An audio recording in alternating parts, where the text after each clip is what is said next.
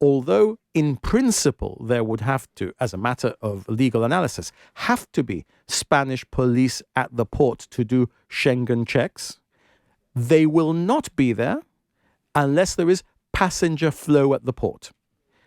There isn't passenger flow at the port if what you have are cruise liners, because cruise liners do embarkation immigration at embarkation and disembarkation immigration at disembarkation. When they come for shore excursions, that is not an immigration moment. So you can receive 1 million cruise passengers, and that's not passenger traffic. You only have passenger traffic where you have a ferry.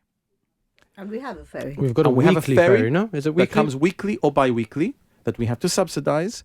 That is not very regular. And the only reason that we have it is because we have some members of the community who are of Moroccan extraction, Moroccan nationality. They don't have British passports and they don't have Schengen visas, and they can't get to the ferry in Algeciras or Tarifa. The vast majority of people who want to go to Morocco from Gibraltar go to Algeciras or Tarifa because they have British passports, they can access the EU. There are 20 ferries a day from Algeciras and from Tarifa, much more frequency. That's why the Gibraltar ferry is not commercially viable.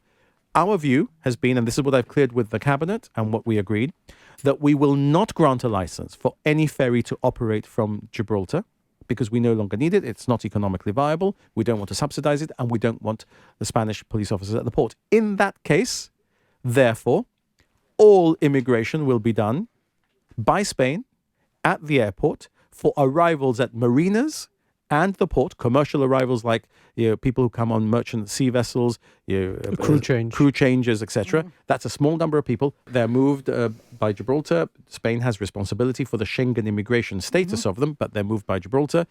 Spain can accompany us to see that, but they're moved by us. And the immigration is done at the Schengen Shack at Gibraltar Airport, which will have a side entrance for people to be able to do this.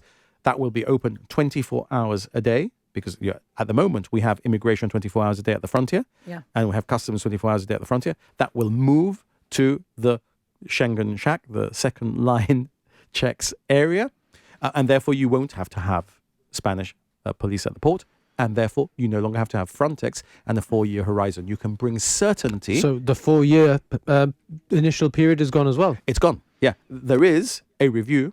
Every treaty has a review clause because once you start operating under a treaty, you might find things don't work well. The TCA had a review clause, but not a review clause leading to a conclusion.